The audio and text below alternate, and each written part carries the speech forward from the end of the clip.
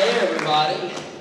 I like that Big just came in. He's the only person on the planet who can get me in a tie and a jacket. That's it. Most of you guys who, anybody who's ever seen me talk, I'm a t-shirt and jeans kind of guy, but I wanted to dress up for Rich, and I want to make sure the picture's still up there. Yep. I didn't have an official headshot until just a couple of days ago. So the one on the right is, or the one on the left is my Facebook picture, and then the other one is my new official portrait. Let's start off by thanking you guys for having me down here. It's one of the biggest honors that I've ever had, being able to come down and spend some time with you. We've done breakout sessions at the last 3 international conventions, and we've got picked for Calgary. So if you're going to Calgary, see Big Rich with his white hat on out there, and make sure you get registered to come to Calgary, because it's going to be a hoot. What do you say, Rich? What do they do? Wahoo or something like that? Something like that. So make sure you see Big Rich outside and get registered for Calgary, because it's going to be a lot of fun. So, like I said, I'm just kind of like your everyday Rotarian. How many president-elects do we have in the room? I love it. Yes, definitely. The whole thing started. Everybody says, "How did you get started in member? How did you get started in doing what you do?" And I tell everybody that I got mad at Rotary. And everybody here is kind of shrinking in the seats, taking a look around, seeing if anybody here is from Rotary. But how many people have ever heard the saying, if everybody just brought one person to Rotary, we'd solve all our membership problems? Did you hear that? Raise your hand. Come on, this is interactive, guys. Yeah. Does it work? Nope, it hasn't worked for 30 years, and it's not going to work for the next 30 years. But I was feeling a little frisky back in 2018, and everybody's like, hey, bring one person. So I started thinking, I was taking it seriously, and I was like, if anybody in my family is a Rotarian, it's got to be my wife. We've been married going on 29 years now, but she's a kindergarten teacher. So she gets to wrestle 25 kindergartners around all day, and then she's got to come home and deal with me. So I think her middle name is Saint. I proposed her to my club, and they said that they wanted to talk with me a couple weeks later. Actually, it was like 3 weeks later, and they told me that they wouldn't be able to admit her for membership. And I was like, why? And they said, well, she can't come to the meetings. I said, well, we meet. It's okay. I was about to start preaching, guys. I'm sorry about that. I was like, the Lord is talking to me. Let's go. She's, they said she can't come to the meetings. And I said, well, we meet Fridays at noon. She's teaching. And they said, sorry, maybe she can join the Breakfast Club. And in the back of my mind, I started just kind of getting a little bit angry and saying, man, here we are. This is a club that lost 99 members in 12 years. 99 members in 12 years. They went down from 146 down to 47 people. And here they are, putting a good candidate, sending them someplace else. And I was like, wow, that just doesn't make sense. But I took the bait and said, hey, what time do they meet? And they said 7:45 in the morning. Perfect. And I said, she's a teacher. She's in school. We can't do this. And the next response is what set me on my journey. And this is, I'm standing here, right now. Their next response was, she should just start a new club then. And I just couldn't believe it. So right then, about that time, they started really mixing it up with cause-based clubs, those innovative club models. That stuff just came out. So I was bound and determined to show what the deal was. And I was going to do an educators club. That made sense, right? We're going to do an educators club for all the teachers and educator adjacent that couldn't come into the club. But when I started looking at the numbers, I said, there's only 1,400 in my whole county. And further recruitment wasn't really good. So I decided that I was going to go ahead and start really thinking about what Rotary meant to me, how I saw Rotary, and it boiled down to service. I know we're a membership organization that does service, but how many people here had their Rotary moment at a service project?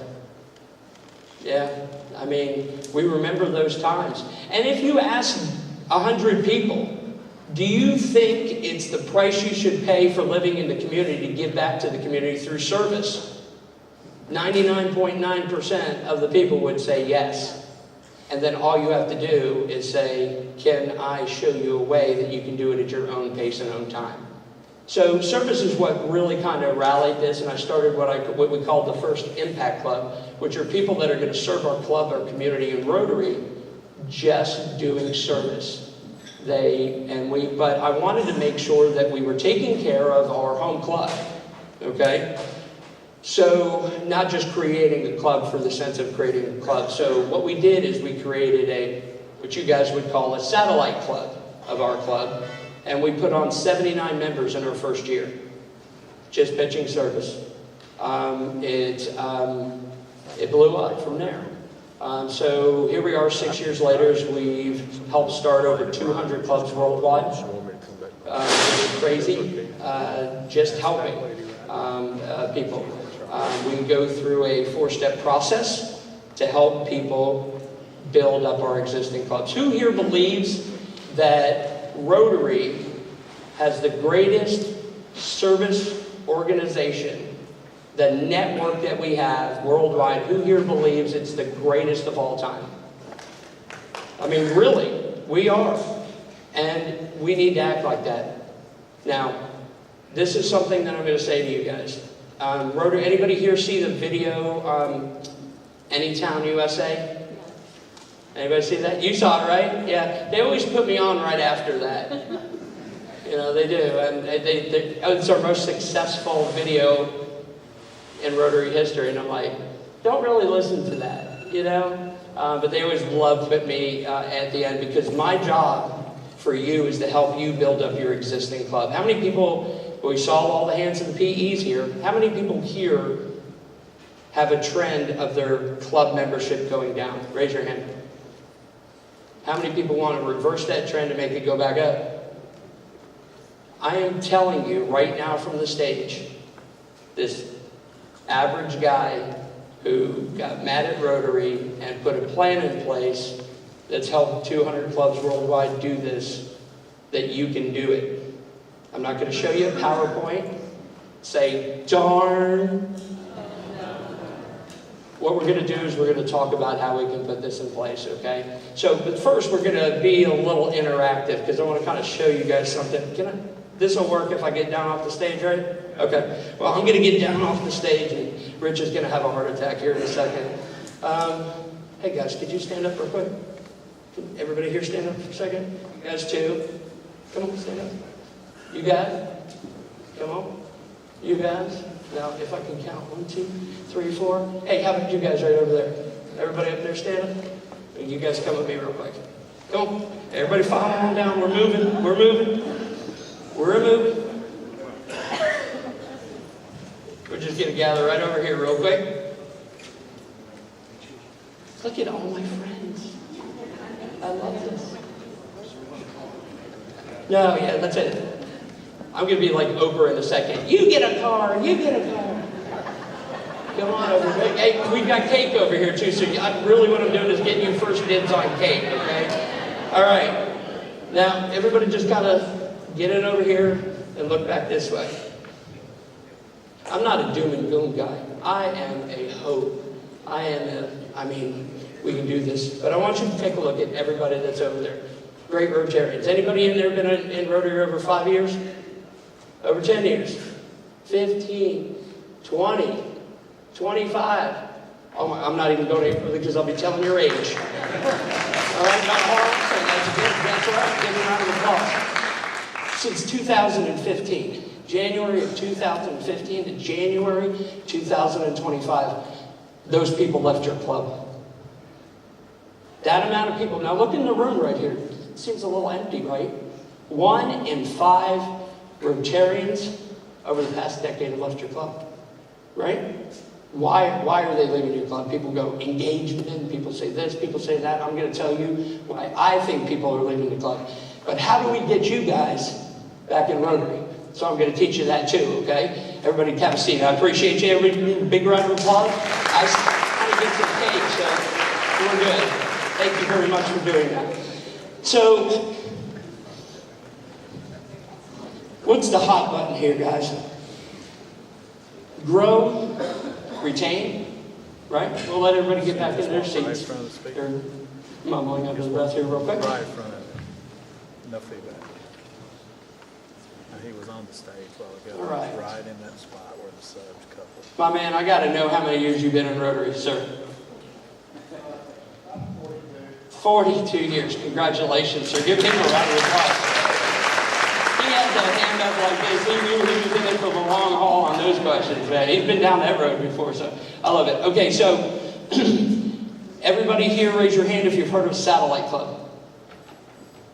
Cool. I love that. I go to a lot of places and half the people don't know what that is. Anybody here heard of a companion club? Raise your hand. Okay. All right, let me tell you something real quick. So after we started our club, okay, and I'm going to tell you what the difference of that is, but I got to kind of tell you how I got there. So after I started our club and we put the 79 new members in our club, I started getting calls from other clubs going, how do you do this? How do you do this?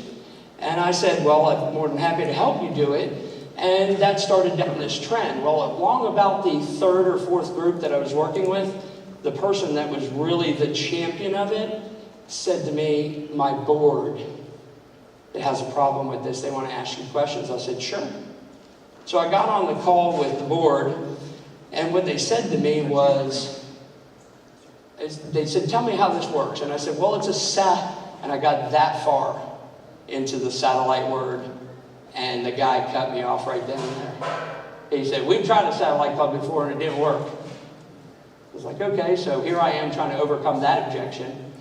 The next group I work with, I was almost in that same position, and they said, you know, Bob down the street had a problem with his satellite club or its Rotary Light and all these other wonderful things. And I couldn't get to the real objection without having to overcome that. So one day I was just sitting there talking to the club, trying to overcome those objections, and I said, this is not like that. This is a companion club. This club is a companion of yours, and it's meant to stay with the home club. And instantly that kind of took off. It was a little bit of a softer word. Satellite kind of, you know, means that club over there. How many people here think, first thought when they think of a satellite club is a satellite club gets 8 members, they grow up to be 20, they break away and form a new club. That's what most people think, right? Well, that's not the case. But I couldn't overcome that one term. So I started calling it a companion club, and it worked. I was able to get to the real objections and help people down the path to go ahead and getting this done. Neat little story about that. Do we have any Rotary reps in the room? Yeah, okay. Anyway, it doesn't matter. I got a call from Rotary International in October before Melbourne. Anybody here go to the Melbourne convention? It was great. Long flight, but great. And in October before then, I got a call that said, we'd like for you not to use the word companion. It's not a program. You know, we here and legal have been talking, and as soon as they say we here and what? Yeah, you just go, whoop. And so they say, we'd like you to stop using that. And I didn't know what to say, because I was finally on a roll. I was able to find something that took down that barrier and allowed me to get in and talk to the clubs. So I said the only thing that came to my mind was, no thank you. And I don't know why that came out. But she said, excuse me? And I said, no thank you. And she said, okay. And I said, okay. And we hung up the phone. About 20 minutes later, now you guys got to remember, I mean, that picture that was up there, the Darth Vader picture, I promise you, that was me. I mean, that was me. I was that guy that they were throwing darts at. And about 10 or 15 minutes later, I get a call from a former RC who's my mentor in membership. And he said, what did you do? I said, what do you mean, what did I do? He said, what did you say to the person who called you from Rotary? And I said, well, let me tell you what I said. And I told him exactly what I told you. I said I was very polite. I even said, no, thank you. And he said, well, Brian King and our director want to speak with you. And I was like, sure, no problem. When? And he started laughing. He goes, now? I was like, oh, okay, I'm being summoned. So we get on the call, and I tell that story to tell you this, because it was the first time I ever met Brian King. He's your director of membership worldwide. If you ever get a chance to listen to this man talk, you got to. He is absolutely amazing, and he will listen to you, because I was bent and determined when he said, tell me what's going on. Tell me why you can't do this request. Why is this causing a little consternation up here? Tell me why. And I told him exactly what I told you. I don't need another barrier, a simple, silly barrier to help start these clubs. And instantly he said, I agree with you. I've never heard that before. And him and Jeremy, our director at that time, in Zone 33, 34, started talking back and forth, and I'm like, am I needed anymore on this call? And they said, we don't know how we're going to do it, but we're going to do something about this. And I was landing in Melbourne, and you know how when your phone gets kicked back on you, here's your text and here's your emails, and they're coming flooding through, and there was a text from Brian King. He said, check your email. I checked my email, and they added companion clubs in the definition of satellite clubs. I tell you that right now because it was probably one of the proudest days that I've had, because we took this gigantic ship, and you know how long it takes to change a gigantic ship, and in a little over 2 or 3 years, it's now in the lexicon. Mario uses it in his speech talking about companion clubs at IA. Who went to IA this year? Fantastic. You guys got to hear John Hugo talk about not just companion clubs, but impact companion clubs. So little less than 2 years ago, they were telling me that I couldn't use it, and now our folks up in Rotary International do that. So I'm telling you this because I'm the least of us on the Rotary side. I didn't do a lot in Rotary when I was a member. I mean, I looked at my service projects and I did that, but right now, if I can do that and help and find that purpose to help other clubs, you guys have no problem growing your club next year. Zero. Okay? Zero problems growing your club this year. And I don't care if you don't want to add a satellite or a companion or anything like that. You can grow your clubs, and that's what we're going to do together. And guess what? We're going to do it with you. You don't have to be alone. How many people right now have an idea in the back of their head that something that they want to do next year, but they think maybe their board might think they're crazy or anything like that? Anybody got any of that stuff? Yeah? Right? You're like, should I say it out loud? Yes, you should. And you should stand up and say, I think this is a good idea, and let's move forward doing it. And if we splat against the wall, we'll be like Wile E. Coyote. We'll just pop ourselves together and keep on going quickly, okay? So I started helping clubs do this, and I started booking with them. We created a 4-step process, like I said at the beginning. But I'm going to steal a little bit of Brian Hallstetter, who's, guys, your director coming in. I mean, Beth Stubbs is wonderful as director, and it's going to continue next year in just this most magnificent way with Brian Hall being your director. You guys get to hear him speak tomorrow. But I wrote up a proposal with Rotary International for some help because it's gotten very big at what we do. And about 2 weeks ago, Brian Hall, Beth Stubbs, and the rest of the North American directors voted unanimously to form the North American Club Creation Team. And we're going to be able to help you with anything that you want to do. Companion, satellite, cause-based Rotaract, community-based Rotaract, Interact, anything that you guys want to do in your club. All you will have to do is book a meeting, sit down with one of the specialists that we have, and we will walk you through the process and do it. You don't even have to do the paperwork because we do that all automated on the thing. You know, how many people love doing paperwork? Yeah, I'm telling you. So that's where we're at. This is actually the first time that I announced it publicly, so I just kind of just spoke it into existence there. But we're really excited about it. So right now I'm going to kick off and stop just a second. And in lieu of that, in lieu of PowerPoint, let's have a little bit of a conversation. How many people have a question that's companion club versus satellite club, anything about membership? Let's talk. Come on now. Y'all? Yo? Yes? Whoa. Hold on. Can I use this microphone, sir? Yeah. We can use this microphone. Harrison, can you come here? Oh, we got to do this. He told me, this is my son, by the way, Harrison, and he said, if you call me out in front of these people, it's going to be in trouble. That's okay. He's got better hair than me, so I had to. Well, my question, you mentioned the word college. How does it work, or when you talk about the companion clubs, the college? My son is in school. This is his first year. I have a daughter. This is her third year. And they have questions about the Rotary. And I'm in Memphis, Tennessee. I'm part of the Germantown Club. Go Germantown. Okay, but Rose College, my son there, he started different clubs when he was with St. George at his school. Things had got started and moved on. And so now he's asking me about Rotary for Rose College. So I wonder, what does that look like, or who do I need to speak to kind of get more questions about that? Well, I love that. I love that question. I really appreciate it. Now, let me ask you a question. The college that he goes to, is it in your community by your Rotary Club? Yes. Okay, well, that's fantastic. So there's a couple of ways that we can go with that. We can start a Rotary Club there, right? We could start a Rotary Club there if we wanted to. But let me give you another idea. What happens if your club formed a companion club that was around service and invited these people that are at that club or at that college to come serve with you, be members of your club?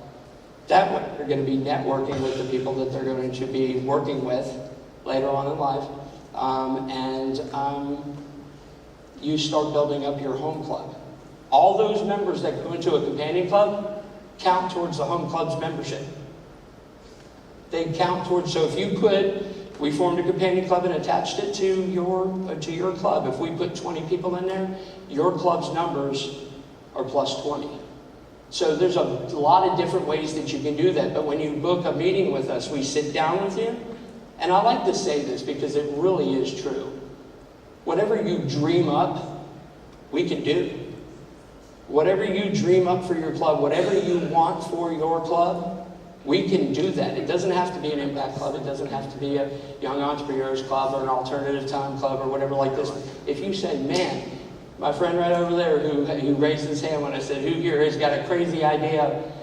Whatever you dream up for your club, we're going to get done. So I'd love to talk to you about that and give you a couple different options, and we can start exploring. But that's that whole thing. You get to pop down and sit down and talk with somebody who's done this. You know, a group of people who've done this. And we're going to walk you through it, help you design what it is that you want.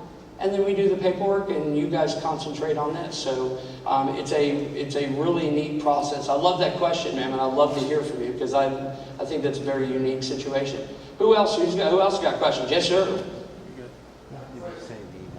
He's coming right here, sir. I apologize. Call our attention. Okay, he was just kind of moved in from the subject matter. I really like the idea, and but I come from a small club, 44 members, and I love the idea of a club, companion club that does service only. We're in a small community. How do we keep engaging? I'm assuming we will mentor that club. How do we keep engaging them with enough service projects to be viable? I love that question, and here's the best job in Rotary, besides Big Rich's job. The best job in Rotary is a companion club chair. It's the best job. I'll give you an example. I'm sitting there, anybody sit there watch the game on a Sunday, and somebody, your spouse, might want to be talking with you during a very important drive going down, so I'm sitting there on the couch, and my wife comes up and she's like, I've got an idea. Don't tell her I'm doing her, okay? I'll be in real trouble. So she's like, I've got, and I'm like, great, that's fantastic. And I'm trying to, left eye's looking at that, right eye's looking at her, and she's like, we want to do this, and this is what we want to do with our student teachers because we don't have a big enough supplement. I was listening, I caught on a little bit of that. And so we feel like if we engage them, depend and love on them, that they'll come and choose us after they graduate. And this is what we want to do. And she was going on, and I said, when she got done, you hear that pause, and you know that they're done. And I said, that's great. Quick question, does it cost us any money? Nope.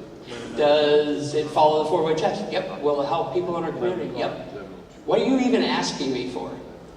Put that project out there, people will come and deliver. So I'm going to drill down a little bit more on that, because that is one of the questions that we get a lot. We have the 20 biggest objections that I've written down over the course of the last 5 years. And there's a lot of clubs that say, how do I handle? We can barely handle the service that we have. If we bring on 50 people, oh my gosh, how am I going to keep them busy? We can barely do the stuff that we're doing now. You don't have to. These people that you're recruiting are already doing the work themselves. They're already out there. They're waiting for a flag to fly. Why did you come to Rotary? We wanted to serve a higher purpose than what we were doing here. Could you do volunteer work by yourself? Could you do volunteer work by yourself? Why did we join Rotaries? Because we wanted a higher purpose. We want to fly that flag. So these people do too. We just need to give them the opportunity. So one of the things that really transformed to me, you guys probably been taught and heard, don't invite them to a meeting, a prospect to a meeting, invite them to a service project, right? You guys have heard that? No. Goodness gracious. Okay. I take it a little bit further. When I'm talking with somebody, if they're a Rotarian and somebody that I want to recruit to Rotary, they're already doing the work. So I find out what they do. And I say, what do you do? And this happened, so I'm going to tell this. I said, what do you do for your service? And he's like, I donate my time at the Humane Society. I said, that's fantastic. I love dogs. You love dogs. We love dogs. Isn't that great? We're on common ground. I said, what do you do? And he said, well, we don't have a spay and neutering in our area, so we have this nonprofit that comes in. We come in, we get all the doggos ready to go, and packaged up to go, get picked up to go get their spay and neutering. And I said, that's fantastic. And I said, if I got 3 or 4 people together, can we come do service with you? And that's where it switched for me, because they looked at me and went, what? I said, yeah, we're looking for other things. Can we come do service with you? They think in their mind right then and there that we're not just trying to get you to come do our stuff. That we're interested in what you do.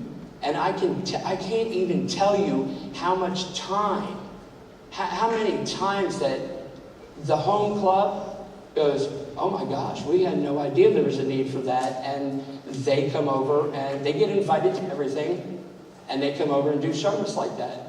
It's a whole lot easier to recruit when you're during that aspect. So the projects you don't have to worry about, because they will bring them, they will do them, and service doesn't cost money.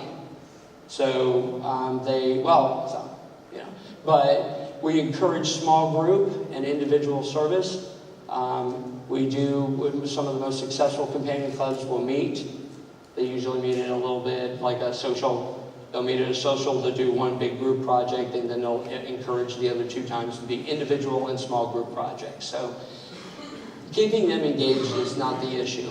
These will be some of the 7 out of the top 10 people in my district for volunteer hours come out of our club, because they just go and do the work, and because they're already doing it. Great question, though, sir. Anybody else? We got some more questions? Yes, ma'am. Yeah, I just need clarity. Okay. Do y'all hear me? Can you hear me? I'm from District 6800, and I'm the District Road Rapid Interact Chair. Yes, and I love it. I love it. So, you were talking, and here's my question. Okay. What I heard, she's in our district as well, so when she was asking the question about what I go to, my son is at Rhodes, I know the answer to what she said. But my concern and my question is, when you start to invite her to call you, so what's my job? I just want clarity. We work together. Look, I just want clarity because we're working, with Rotary in terms of trying to grow it. Yeah. I do have some issues between the community programs and the school programs. I get frustrated when we got all this duplication of work. If you're going to make my job easier, I'm loving it. If you're going to make it harder, I got a problem. So I just want to talk because we're working hard to build our Rotary programs and done a lot of great work. I love it. This school that she's referring to, they were terminated after COVID. A lot of our schools died after that. So we've been trying to get them back off the ground. So I'm glad to hear we've got somebody that's willing to take the lead to move in that direction. That's so great. Tell me what you're going to tell her, because I need to hear it too. I love it. I love that. That's a fantastic question right there. Everybody who books with us, the DMC, the Rotaract chair, the district governor line, they all get invited to the meetings. So they can come on and participate in the conversation. I'm working with District 6910 in Georgia, and they all get those, they all get the invitations to come to step 1, step 2, step 3, step 4. They come sometimes, they don't come sometimes. So all of it is just starting the discussion. That's all it is. We'll create anything, we'll help create anything from Rotaract all the way through regional service organizations to impact clubs to companion clubs to anything that's out there. We don't want to duplicate the work, we just want to get it done. I'm going to give you a number. North America is huge, right? North America is a big space. Right now there's only 421 satellite or companion clubs in North America. It's the #1 tool that Rotary has in its tool belt to grow, and we're not using it. And we have had some leadership before that just throw it out there. We're the do-it kind of people. So if we want a Rotaract club there, when we decide and we discuss and everything like this, I just help facilitate that to help move it forward and getting it done. We help with the paperwork so you can help recruit, help them more on the ground. Doing that sort of thing, recruiting and doing those types of things, putting that together. We just help with facilitating, getting it going and getting it started. How many people have ever had a plan that they wanted to do something in a Rotary club? Raise your hand if you've had something that you wanted to do in your Rotary club. Golly, guys, come on. Everybody in here is a Rotarian has wanted to do something in a Rotary club, right? How many times does it get done? It doesn't get done because we don't get started. All this does is get you started. And ma'am, I look forward to working with you. Look at her, she's scanning it already. She is booking a time, let's go. That's it, let's go. That's all we got to do. So, that goes back to whatever you dream you can do, you can get done. Sir. How do you differentiate the due structure? Remember when I was telling you, he said, how do you differentiate the due structure? Remember I was telling you guys right before that I've over 5 years, I've written down the top 20 objections and how I overcome them. Number 1 is money. Number 2 through 20 says something else, but it's disguised as money. It always comes back down to that. I mean, that is exactly what we're trying to, that's the biggest objection that I have to do. I don't tell anybody what to do. We facilitate that discussion. I give best practices. I will talk with you about marketing strategies. Okay, like when I first started mine, they said, how much are you going to charge? And I said, well, how much does it cost? And that was a journey. It took like 2 weeks to get an exact answer of exactly how much it costs. This is exactly what Rotary International costs. Great. Oh, we forgot. There's insurance on top of that. Oh, we forgot. There's a magazine on top of that. You know what I mean? So I finally was able to get a good number there. Then I called my district governor and said, how much is Rotary district dues? And he told me. And I added it up. And it came to about $130. Now remember, this was 5 or 6 years ago, okay? So I said, okay, we're going to do 180. And they said, that's it? And I said, yeah. We don't have a place we don't have to rent a place. We don't have to pay for food. You know, we can do that. $50 doesn't sound like a lot of money, but when it's like 80 people, pretty decent coin there. All right? So, but the reason why I picked that number is because it's how much a month? Some math wizards in here. It's $15 a month. And that's what I would say when I was talking to people. I'd say, hey guys, you know, it's $180, it's $15 a month, it's the cost of Netflix. That's what I would say, and now we all know that the cost of Netflix is way more than that, so I have to come up with a different line. Most of the clubs that we do, we'll do anywhere from $240, which is $20 a month. It was the cost of Netflix 3 years ago. Most of them now are doing $300 a year, which is 25. I had a club call me and say, we're doing this, it's so awesome, we've already got the due structure ready to go, we're gonna do 262. And I went, no. They said, why? I said, you can do what you want, but either do 240 or 300. They said, why? I said, because $21.67 a month is not sexy. You know what I mean? It just, you can't market that. It's like, it's $20 a month, it's $25 a month. We have clubs that do, you know, and that $20 to $25 a month deal is a really good thing for a companion, like a service companion. But all different clubs are different. You know what I mean? You guys might design something where, you know, you want to go ahead and prepay socials or anything like that. So we're just going to talk about that. We help you put it in place. We don't let it get bogged down in committee.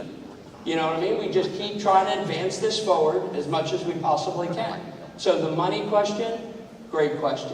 It's determined, sir, by the club, by the home club, with just a little bit of, you know, talking it out about best practices. We just had a club in downtown Orlando that is a couple $100 higher than that. So it all depends on where you're at, what you can sell, what your due structure is, that sort of thing. But that's going to be your toughest part on this deal. Okay? Sir? So if you have a community that is not currently served by a Rotary Club, Yeah. they don't have 20 people to form their own club, but they like the idea of being a companion club. Is there a way for that group of individuals to find a sponsor club to become a companion to? We help you do that. Isn't it? That's a great thing. I mean, that's a great possibility. Why wouldn't we do that? We just helped a district governor call me from 7305. They had a club that wanted to turn in their charter. 9 members. They've been president like 17 times, I think, each. You know, they're like, we're done. This is not like the Rotary that we wanted to be in. We're spending all the time trying to find out who's going to be president next year. And I do get that, you know what I mean? We don't want to turn in charters. We don't want to do anything, but we want them to have a great Rotary experience, and we want them to thrive. So he asked me what we should do, and I said, is there another club in town? Yep. We talked to the other club in town, and we said, hey, can we make them a companion of yours and operate still? We do, because these guys, they did great projects. They raised great money for their community, gave scholarships out. Do you mind if we do that and let them operate like that? And they're like, absolutely. So now that home club gets the credit for these members. These people get to serve the way that they want to. And because we've freed them, that group has grown from 9 to 16 in 4 months. You know what I mean? Because now all of a sudden they don't have the stress, they don't have the pressure, they can just go out and do good. And when you're out there doing good and having fun, excitement breeds excitement, and that's exactly what people want to do. You know what I mean? You never know. I'm going to tell you this real quick, all right? What constitutes a service project? Does it have to be 20 people? Does it have? No, it doesn't. It can be an individual service. Anybody here do individual service? Anybody here do service outside of Rotary? Raise your hand. You're Rotarians. Every single one of you do, right? When's the last time you wore your shirt, your hat, your cape, your pin, whatever you got, and taken a picture, a little selfie, at that board meeting, at the PTA meeting, at the ball field? You're coaching T-ball. Is that service to your community? Yes, it is. Take that picture, send it into your public image chair, let them post that. It's not what our clubs do, it's what our Rotarians do. Everybody here in every club, we've done it to ourselves, me included. We paint ourselves into what I call the 4 corners, right? We're known for the bike race in the spring, the golf tournament in the fall, backpacks in the summer, Christmas party in the winter, right? Or along those lines. That's what we've let our community believe that that's what we do. That's the reason why right across the street here, in the elevator coming down with Harrison, coming down the elevator, lady looks over at me and her husband and she goes, what is Rotary? And I gave the real elevator pitch right over there in the elevator. So what constitutes it? Okay, so if you do that, if you practice that, and send that in, not only does that nonprofit that you're working for get tagged, your club gets tagged, you get tagged, and if you're smart, you send it to the district because they're starving for content too. Now all of a sudden you've got 4 posts. I promise you, if you do that for 90 days, you won't have to recruit anymore. Because people are going to start calling you and going, I had no idea you guys did Habitat. I had no idea you guys did the Community Society. I had no idea. And you know what I always say? A lot of our Rotarians do. Can I sign up to go with them the next time? That's how it works. Excitement breeds excitement, folks. And we've got to start shining a light on what all Rotarians do, not just what our Rotary clubs do. That's what helps. Okay? Yep, I'm going to tell them right now because I guess I'm getting played off. Yeah, that's me. I've got an Oscar, and you like me. You really need to stop playing. QR code right up here, guys. It's been up for a little bit. This is just to continue a conversation, a little one-on-one. That's all it is. You get on there, you book a little bit of time. You say, hey, man, this is the situation in my club. This is what I'd like to do, or what would you suggest? Or can you help us? Or can we pick your brain a little bit on stuff? That's all that is. It's just a little casual conversation. That's all it is. Love to work with you guys. Can't wait to work with you guys. I'm already working with some of the folks that are here. I do get to speak tomorrow. Everybody groan. And we're going to go into how a companion club can help you grow and how you can use a companion club to keep members in your club. That's the very important part, so you won't want to miss that. That's the nuts and bolts of how this stuff works, okay? All right, well, I certainly appreciate everybody. Thank you for having me. I really appreciate that.